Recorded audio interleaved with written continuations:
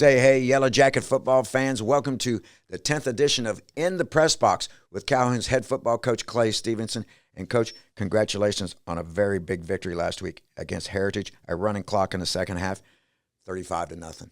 Yeah, it was nice. It was a good win of going on the road to a place we'd never been before. A huge game. It was a region championship game. If they if they were to upset us, then it would throw everything kind of into we still could have won it if they'd have lost this week. But it was great to go and jump on them as early as we did, offensively, defensively, and special teams wise, and get it to where it was a running clock in the third quarter, which is always the goal, and especially when you're on the road and have a quick week coming up. And a little bit cooler weather, more football weather. I imagine the football players loved it, but for some of us fans sitting around, it got a little nippy. It did. It was a little cooler than we thought it was, but once we started playing, it was fine. But no, it's great to have real football weather for sure. You had 5 possessions in the first half. You had 5 TDs. That's pretty good way to do it. Exactly.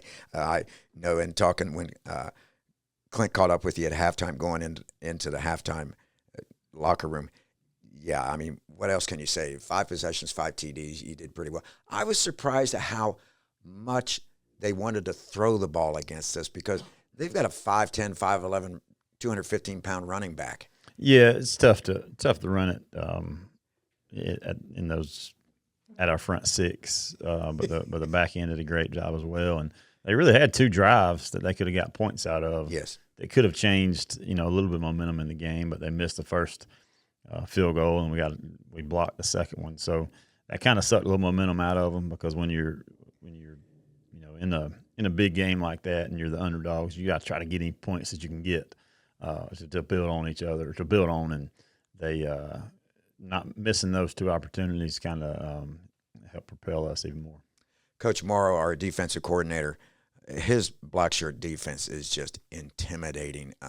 I talk to people in the grocery store, et cetera, every week, and one of the things they said, well, how do you think we're going to do? I said, our defense is really tough to score against, and an example of it, as you said, the front 6 and the back end's doing so much better.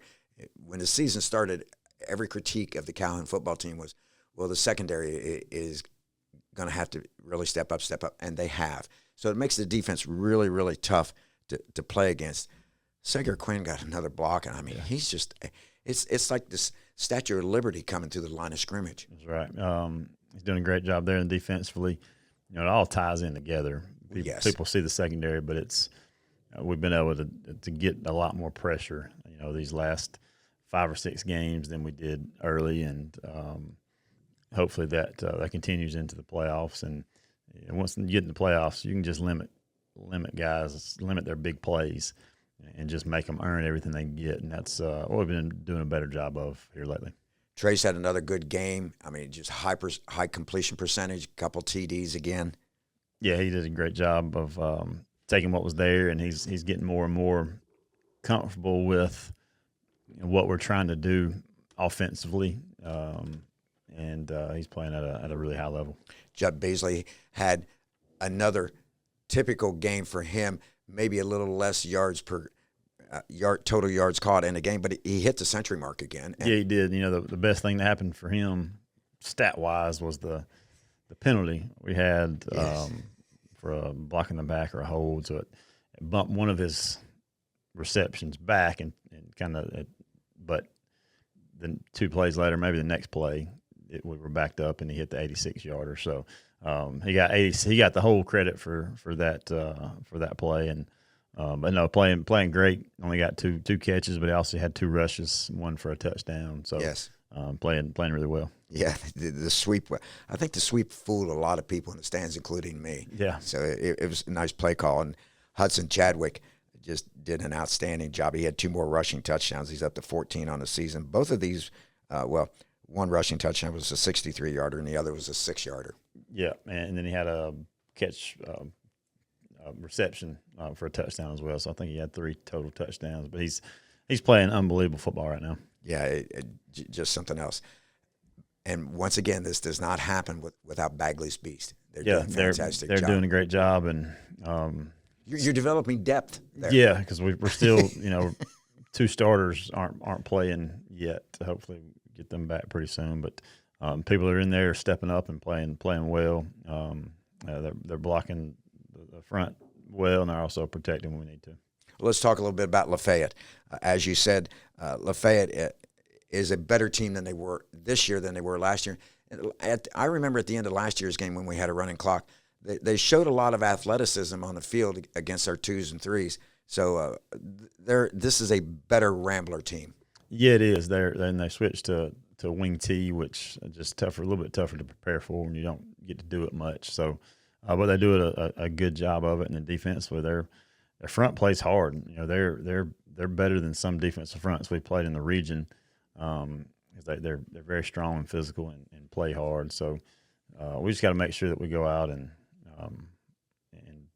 focus on ourselves, because they've had a week off, and you don't know exactly what you're going to get. They've got a week off, and they're not making the playoffs, so they can throw everything at you, or they can come out and just play and be ready to go to the next sports. And you don't know until you get out there and play. I would expect them to come out and play extremely hard and give them give us their best shot. Yeah, from what I saw last year, particularly in the second half, I would expect this team to come out ready to play. They're going to want to hit you. 3-3, 3-4, 4-3. They're a 4 down, which we don't get to play that much. So kind of have to go back only a couple of games this year that they're a 4 down front, play a 4-2-5 for the most part. And like I said, their front is really good at getting off blocks. And I think it'll be a good test for our up front guys and our tight ends and W's to block them and stay on the blocks, because they do a good job of getting off. Well, one of the things that everybody's interested in is who we might be playing in the playoffs. So first of all, we have to take care of this business. And I don't know if we mentioned it during this segment, but the main reason we're playing on Thursday is because of lack of officials. So this is why this is a Thursday game. It gets there a little bit earlier. It changes your schedule, moves everything up a day. But yeah, everybody's asking me if it's because of trick-or-treating, and I was like, y'all must not know me, because I would do anything to schedule a football game to not have to go trick-or-treat. But just kidding about that. But no, it was because the referees, they really told us to choose between Ridgeland and Lafayette for a Thursday game. And Ridgeland was homecoming, so right. We really couldn't do that. So they made us move the Lafayette game to a Thursday, and it's kind of different. Obviously, a different schedule this week, and then the rain on top of it. But the seniors and the senior parents are excited and fired up about getting out there and being recognized tomorrow. 25 boys. Yep. And for the vast majority of the football team, when this season is over, which we hope we've got at least another 5 weeks after this season, but whenever the season ends, you turn that gear into the coaches. That's the last time you ever put football equipment on. Yeah, and that's a harsh reality of high school sports. But I try to tell the seniors all the time to make sure that they're not taking what they've got for granted, being in a great place and at a great program, and hopefully we go out and play like that Friday and take care of business. Yeah. One of the other things I wanted to mention was congratulations on the region championship. I think this is at least your third region championship, and I think it's since 1950. It might be the Calhoun High School's 26th region championship.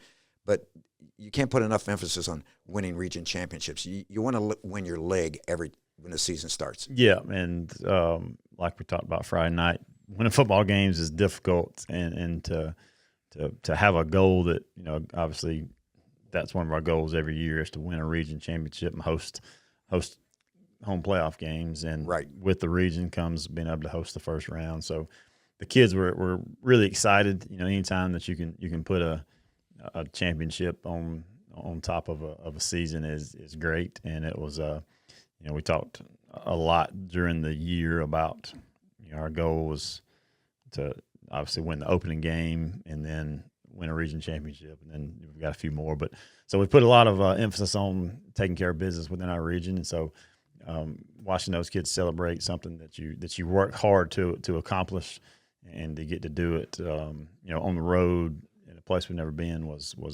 fun to watch as a coach. Yeah, nice facility. We had a grand time, and it was capped off with the region championship. So that's really something. Just a little personal note. You've been here 22 years, 15 as an assistant. This is your 7th as head coach. So, I look back at this, and I don't know exactly how many it was when we started, but you've been involved in a lot of the 26 region championships. That's a nice place to be, but it's also a little bit of pressure, right? Yeah, but or does that bother you? It doesn't really. You got to win, lose, or draw, and this sounds cliche-ish, but you're always moving forward. Yes. So, it is nice to have those, and the expectation is there. But regardless of whether you accomplish one goal or you don't accomplish that goal, there's always another one in sports. So that's what we try to focus on as much as we can of what's next. But with that said, I try to preach to the kids and myself as well, just like I said a while ago, of not taking that for granted, because a lot goes into it. Yes. A lot of blood, sweat, and tears have come before us to get us to this level of where we are, and it's our maybe expectation or to live up to that and to carry that on. And we are always looking for ways that we can elevate, as well as we talked about a few years ago with separate, elevate, and cultivate. How can we elevate the program to different levels? And that's something that every year is different, and that's what I love about coaching, because you got a chance to, regardless of what you did year before or the game before, to do something positive and impact it for years to come. Well, 20 years from now, you and I can sit around and have a toast and memorial and talk about things that happened. That's right. Team, you, me, this team is coming together. Yeah, it is, and that's it was very evident. We had the military night a couple weeks ago, and we reiterated the team, you, me aspect of it. But I feel like our guys are playing together. Yes, and coming together. I did warn them this year of being here for so long. You start comparing teams to other teams, and our 2018 was super talented. We had just about everybody coming back from the 2017 team. But we just had a few distractions along the way of stuff that didn't matter as far as winning football games. Right. And we let that kind of get in the way. And so I made it real clear that we've got one road that we need to be on, and any other roads or detours, or we gotta make sure that we're moving past those as a team, so that we don't get distracted and lose focus. Because we have a great football team, but to have a championship football team, everybody's got to be on that same road, and I think we are. So I'm looking forward to these next few weeks and seeing what we can do. All any fan or current player has to do is look at last year's playoff schedule and that gauntlet that you ran through. And 3A has a lot of good football teams that we don't even know about right now, that we're going to find out about in the near future, and hopefully we'll find out about 5 of them in the near future. But it's a gauntlet, and you've just got to be ready to play your best game. And team, you, me. I see it on the field. I see it everywhere. Sitting from a distance, I just see a bonding, a joy of playing together. Yep, and they're hopefully, like I said, we can keep it up. We find out the bracket will be out Sunday, I think at 4:00. We have a meeting, and they show us who we're playing. So it's then we'll have a whole week off to kind of get ready for that game, but 2 weeks to get ready for the first playoff game. So looking forward to getting tomorrow night, recognize these seniors, and then having some rest this weekend and finding out our bracket, and then it becomes fun. Right, and don't forget, folks, our first playoff game will be 2 weeks from this week's Friday. We play on Thursday against Lafayette for senior night. The Friday's off, so we can all go trick-or-treating or whatever. And then 2 weeks from this Friday, we'll have our first playoff game. Any final comments before I let you get back to your duties? No, just thankful for these 25 seniors we're going to be recognizing, and hopefully we can go out and put on a good show at home. Folks, we really appreciate you listening to the show. You can watch or listen to the replay by going to the CalhounTDClub.com, click on the podcast, and you can listen to what Coach and I just talked about. Coach, anxious to get this senior night going. It's going to be a beautiful night. Hopefully the rain will hold off, and we'll have a nice evening to celebrate. I'm sure the Yellow Jackets will finish up 8-2 and undefeated in the region again. You have the team right now has 11 consecutive region win streak going on, so we hope everything works out fine. Fill the stands, fans. It is senior night. Put on your black and gold. We'll see you then. You've been listening to In the Press Box with Coach Clay Stevenson.